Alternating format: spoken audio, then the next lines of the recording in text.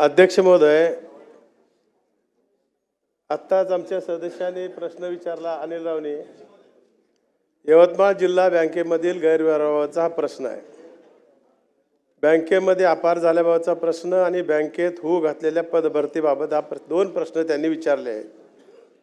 याच्यामध्ये सर्वप्रथम मी आपल्याला कथित अपाराबद्दल भाष्य करू इच्छितो आहे. अध्यक्ष महोदय, या प्रश्नात नमूद केल्याप्रमाणे यवतमाळ जिल्हा बँकेमध्ये कोणत्याही प्रकारचा अपार झाल्याचे निदर्शनास आलेले नाही.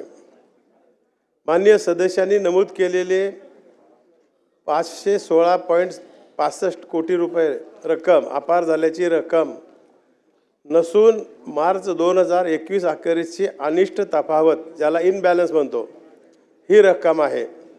अनिष्ट तफावत म्हणजे अपार आहे असे म्हणता येणार नाही. एक त्याचा मुद्दा क्लिअर झाला. दुसरं त्यांनी विचारलं होतं की बँकेमध्ये होऊ घातलेल्या पदभरतीच्या संदर्भात हे पदभरती चुकीची आहे आणि त्याला स्थगिती द्यावी. तर याच्यामध्ये मी आपल्याला सांगू इच्छितो, बँकेतील पदभरतीच्या संदर्भात अध्यक्ष महाराज, सहकारी बँकेमध्ये पदभरती करण्यासाठी परवानगी देताना काही नियम अटी शर्ती आहेत. नाबार्डने काही निकष ठरवून दिलेले आहेत आणि त्या निकषाची पूर्तता होत असल्यास बँकांना पदभरती करण्यास परवानगी देण्यात येत आहे. यामध्ये 4 अनिवार्य आणि निकष व 4 इतर निकष असे 8 निकषामध्ये जर ते पास असतील तर त्यांना भरती करायसाठी स्टॉपिंग पॅटर्न मंजूर झाल्यानंतर परवानगी देतो. अनिवार्य निकषामध्ये CRR हा एक निकष आहे, तो किमान 9% असला पाहिजे. CBS प्रणाली हे असणे आवश्यक आहे. तिसरा आहे ग्रॉस NPA 15% पेक्षा कमी असला पाहिजे. आणि चौथा आहे CRR SLR 3% असला पाहिजे आणि 18% पाहिजे. तर या 4 अनिवार्य निकषापैकी NPAचा निकष वगळता उर्वरित सर्व निकष यवतमाळ जिल्हा बँकेनं पूर्ण केलेले आहेत.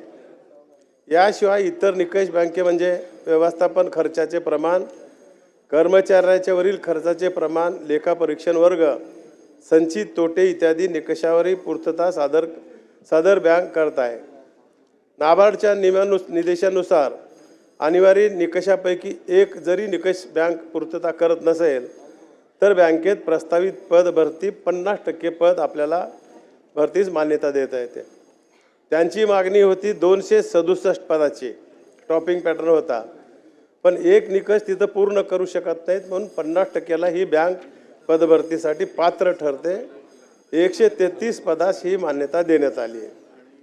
बँकेतील पदभरतीबाबत वेगवेगळ्या याचिका व उच्च न्यायालयात दाखल झालेल्या होत्या. सध्या स्थितीत भरती प्रक्रिया स्थगित आहे. ठीक आहे. त्यामुळं पदभरतीमध्ये बोगस झाली आहे असे म्हणता येणार नाही.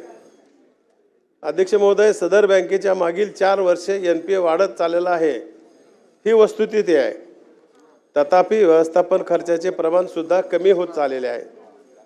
मग खर्च कोणता आहे? आदरातिथ्य, संचालक अधिकाऱ्यांचा प्रवास इत्यादी खर्च सन्माननीय सदस्यांनी नमूद केलेल्या खर्च झाला आहे, ही वस्तुस्थिती आहे. मात्र सदरचा खर्च, सर्व खर्च हा व्यवस्थापन खर्चामध्ये समाविष्ट होत असून व्यवस्थापन खर्चाचे प्रमाण हे एकूण खेळत्या भांडवलाच्या 2% पेक्षा कमी आहे.